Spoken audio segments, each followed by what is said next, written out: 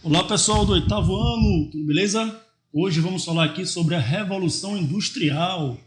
Na última aula falamos sobre a Revolução Inglesa, agora vamos falar sobre a Revolução Industrial, certo? Falamos da importância da Revolução Inglesa para a política inglesa, que permanece até os dias atuais, e agora vamos falar um pouquinho da importância da Revolução Inglesa vamos identificar, essa Revolução Inglesa na Revolução Industrial, certo? Primeiro, o que foi a Revolução Industrial? A Revolução Industrial é um momento da história inglesa em que houve uma alternância, um processo de mudança de todo o processo de produção feito na Inglaterra. O que antes era através das manufaturas passou a ser agora as maquinofaturas, ou seja, o que antes a produção era feito à mão, agora passa a ser feito através das máquinas. Toda a produção vai passar a ser produzida, através das máquinas, o que vai gerar uma rapidez, uma quantidade muito maior de produtos e uma valorização desses produtos também, Enfim, isso vai acontecer na Inglaterra entre mais ou menos 1750 a 1830. Isso o que alguns especialistas dizem. Outros vão até mais, a 1750 até 1850, mais ou menos 100 anos para esse processo de esse processo revolucionário de introdução das máquinas acontecesse na Inglaterra. E claro que não aconteceu por acaso, Vamos lá. Outros especialistas dizem que a Revolução Industrial começou muito antes. Lá no final da Idade Média já começou a Revolução Industrial, quando surge o capitalismo. Depois eu vou falar o que é isso. Segundo os especialistas, os antigos mestres, o mestre ferreiro, o mestre artesão, o mestre carpinteiro, eles passaram a ser expulsos de suas terras e a ir para os centros trabalhar nessas manufaturas. Segundo alguns especialistas, esse momento, que vem desde o final da Idade Média, também se caracteriza como um processo de revolução industrial. Ou seja, para alguns, esse processo de revolução demorou 300 anos. Para outros, mais ou menos 180 anos, por aí assim, certo? O importante agora é a gente saber o seguinte, que na Inglaterra houveram 3 processos de produção. O primeiro, o artesanato, que é o processo feito em casa por uma única pessoa e, claro, com as mãos. As mãos, uma só pessoa, e em casa mesmo, no quintal, em um armazém, enfim, em um hangar, alguma coisa dentro da própria casa, é chamado de artesanato. E na Inglaterra era muito utilizado. Haviam muitos mestres artesãos, carpinteiros, ferreiros, vários tipos de profissões. E esses mestres geralmente tinham um jornaleiro, que era um oficial, que tinha um conhecimento, pagava um pequeno salário, que é uma porção de sal, e também o aprendiz. Mas quem era o responsável era o mestre, certo? Com o tempo, passaram a surgir as manufaturas. O que são essas manufaturas? São um local, um armazém grande, onde vários mestres falidos, vários jornaleiros ou oficiais também falidos, passaram a trabalhar nessas manufaturas. Então é uma espécie de fábrica, porém o processo feito manual. A diferença não é só essa questão da fábrica, não é só essa questão do armazém, é a questão de que havia uma divisão do trabalho. Então essa divisão do trabalho, o que seria isso? Seria o quê? Uma pessoa, ele transportava a mercadoria, a outra pessoa, cortava o couro, a outra pessoa limpava, a outra pessoa costurava, a outra pessoa fazia o acabamento, a outra pessoa responsável pelo transporte, enfim. Essa divisão do trabalho passou a haver dentro dessas manufaturas, onde havia ali mestres, alguns, a maioria eram os oficiais que trabalhavam com os antigos mestres. E aí, nesse processo de mais ou menos 100 anos, é quando vão surgir as máquinas, onde essas máquinas movidas a vapor, elas vão dar muito mais rapidez ao processo de produção e um processo com muito mais qualidade. Por isso, essa revolução industrial, ela vai fazer com que muita gente, os antigos mestres também, né, enfim, trabalhadores, vão falir e vão ter que trabalhar nessas fábricas, certo? Isso durou mais ou menos 100 anos, né? A gente pode colocar aí 100 anos porque a maioria dos historiadores falam sobre isso, os principais pelo menos, né? Bom, durante esse processo de revolução nós temos algumas fases. A primeira fase é conhecida como Primeira Revolução Industrial, que é exatamente esse processo que ocorreu único e exclusivamente na Inglaterra, não ocorreu em lugar nenhum mais nesse período, né?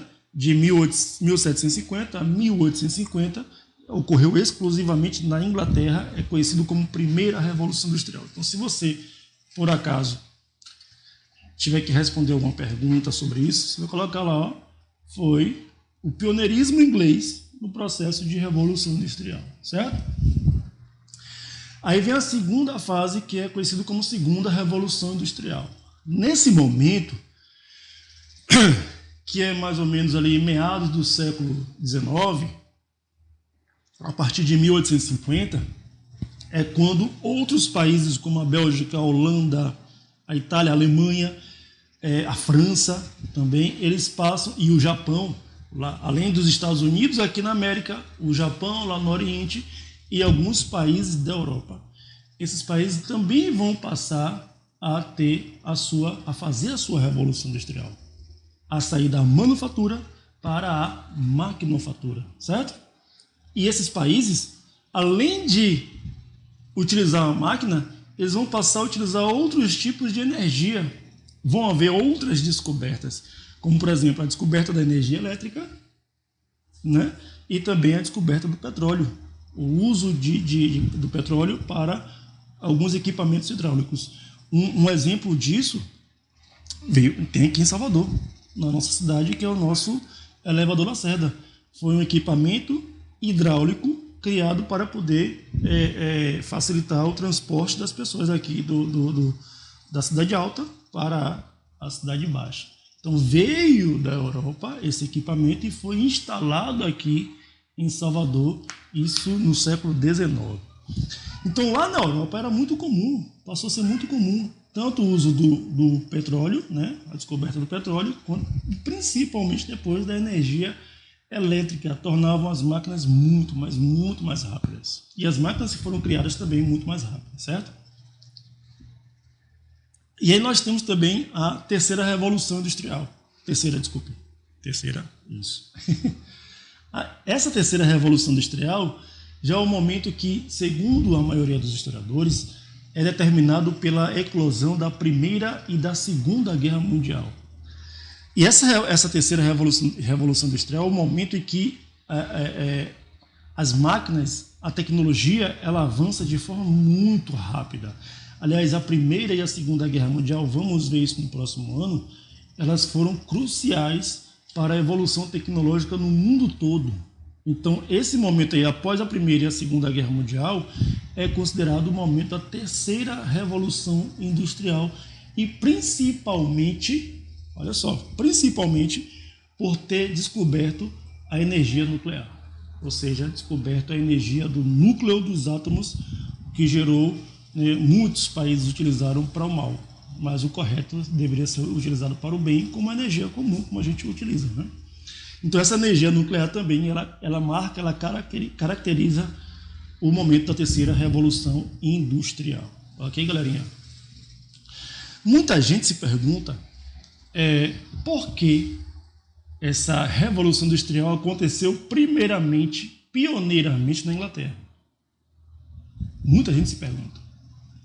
Mas pouca gente sabe que a Inglaterra tinha todos os argumentos, todas as características, todas as condições para implantar essa revolução. Vamos lá?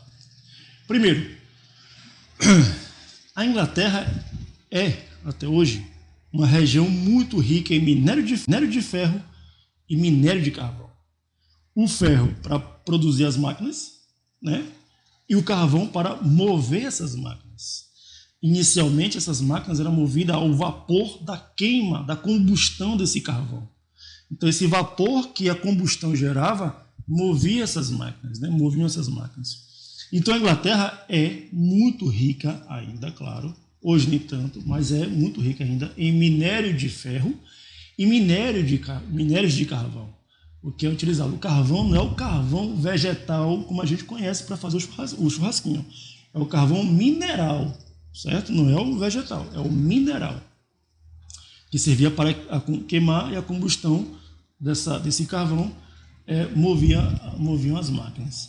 Então a Inglaterra é muito rica em relação a isso aí. Mas tem outros fatores. Que fatores são esses?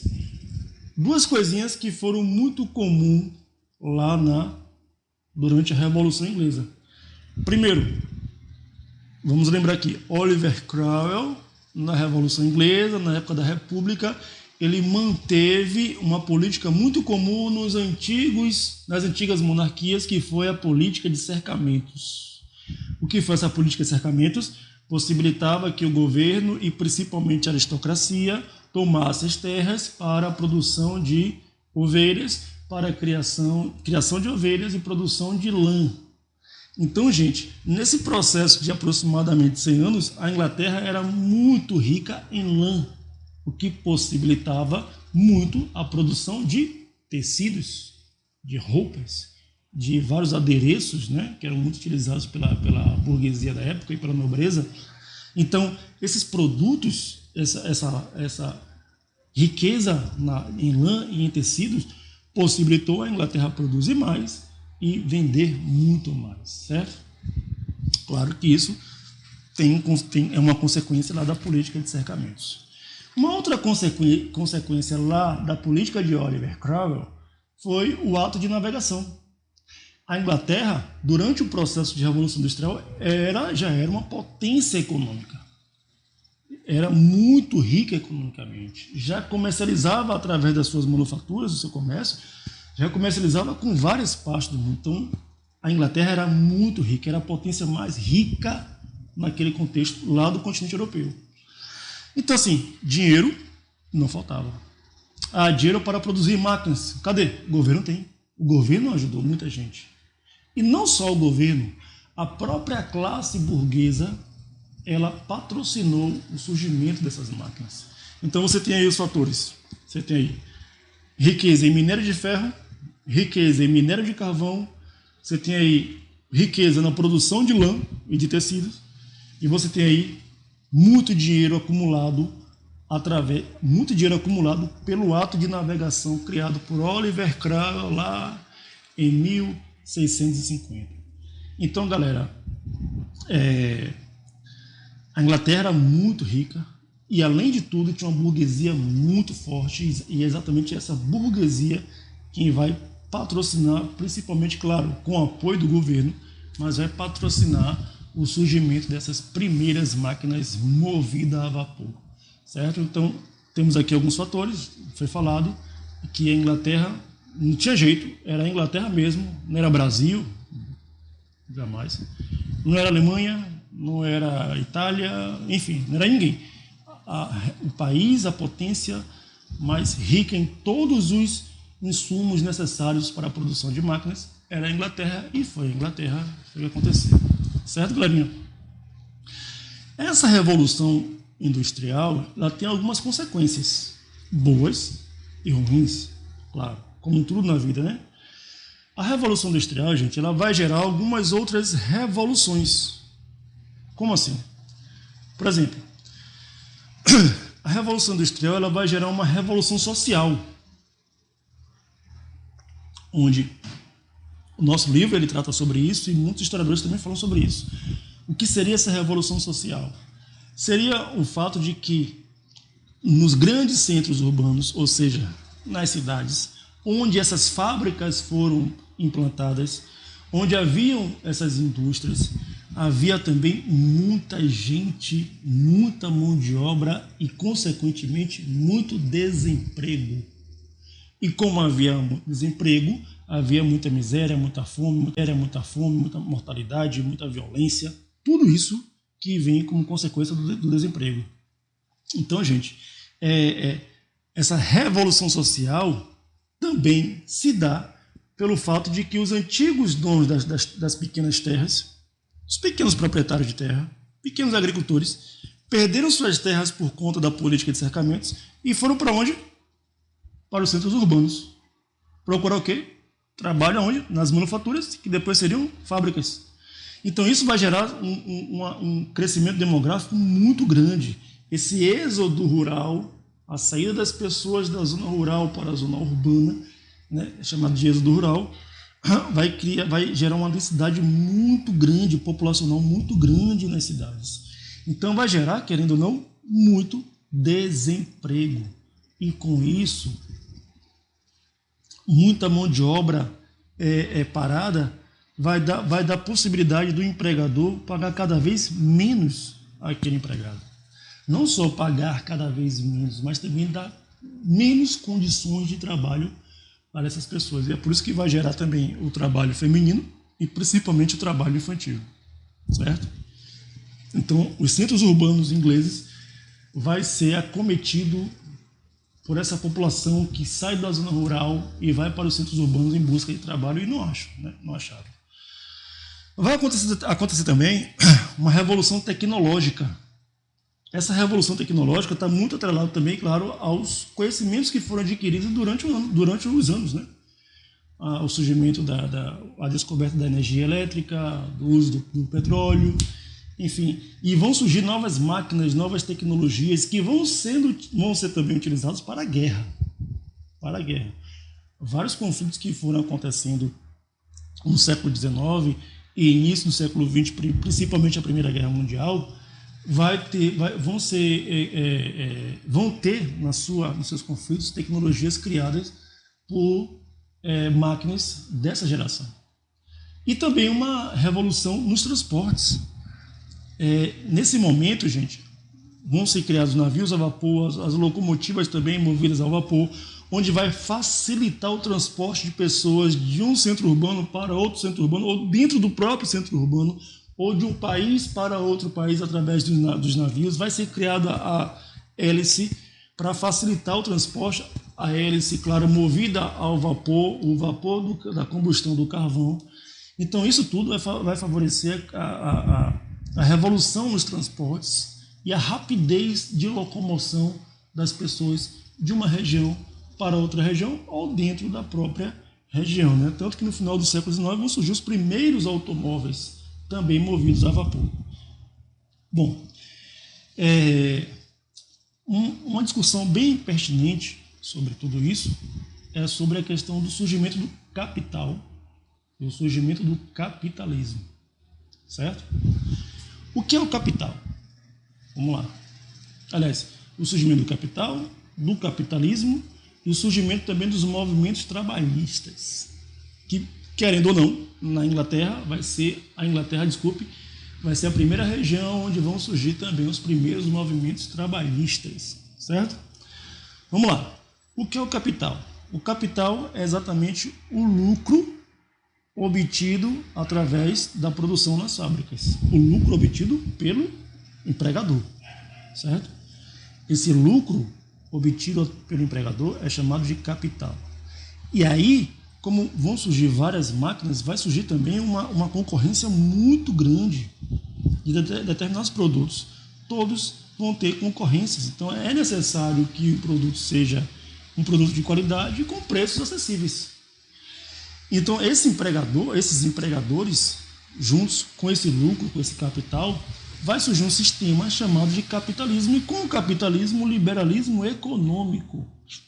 Gente, esse liberalismo econômico, muito famoso, citado, criado e discutido por Adam Smith, ele vai determinar o seguinte, que em um país liberal, o governo não deve se intrometer nessa concorrência que existe, nessa disputa pelo mercado que existe entre os empregadores, entre os mercadores, os industriários, né? Então, esse capitalismo esse liberalismo que vai surgir no século XIX, lá na Inglaterra, vai ser crucial para que houvesse cada vez mais desigualdade social. E quanto mais desigualdade social houver nessas regiões, vão surgir debates sobre isso, discussões, debates, e aí vão surgir pessoas responsáveis, filósofos, pensadores, né, enfim, sociólogos, que vão discutir essa questão da desigualdade social. E aí tem um nome muito famoso, que é o de Karl Marx, um outro também de Friedrich Engels, que vão discutir essa questão social lá na Europa e vão criar uma teoria socialista, comunista de produtividade, onde vai tentar, né, de certa forma, diminuir essa desigualdade social, certo? Isso aí, claro, é um outro tema, para um outro momento, um outro assunto, não vamos falar sobre isso aqui agora. Mas o importante agora é saber o seguinte, que a principal consequência da Revolução Industrial, lá na Europa, na Inglaterra e, consequentemente, nos outros países, fora da Europa, Estados Unidos e o Japão, e depois, só no final do século XIX, mais especificamente no início do século XX, com a Primeira Guerra Mundial, é que o Brasil vai começar a criar a sua Revolução Industrial. Mas a principal consequência disso é a desigualdade social e essa luta de classes do empregado contra o empregador, do empregador contra o empregado, certo? O empregador lutando para manter o seu poder, os seus lucros, o seu capital, o seu capitalismo, e o empregado lutando para ter melhores salários, melhores condições de trabalho e a melhor condição de vida para si e para a sua família. Beleza? Na próxima aula eu vou passar para vocês agora essa atividade do capítulo 1 toda, e em seguida, na próxima aula, nós vamos corrigir, certo? E sobre o nosso seminário, que nós tínhamos dividido na sala, aliás, desculpe, não havia seminário, havia a nossa saída pedagógica, né, que seria o City Tour. Não vamos ter mais. Então, eu vou passar uma atividade bem simples. Eu dividi os grupos, né, para visualizar, pesquisar, fazer as anotações durante a nossa saída. Como não vamos ter, eu vou pedir para vocês fazerem o seguinte, cada um de forma individual, cada um sabe qual é o seu grupo, qual é o seu tema, vocês vão fazer uma pesquisa sobre esse tema e vão fazer uma breve síntese de mais ou menos 30 linhas, 30 a 40 linhas, já é o suficiente, uma breve síntese com as suas próprias palavras e vão guardar. Vocês vão guardar a pesquisa, cada um guarda a pesquisa e guarda essa síntese. E aí, no retorno, se Deus quiser, a gente vai voltar o mais rápido possível. No retorno, eu vou pegar na mão de vocês e vai valer como pontuação, certo?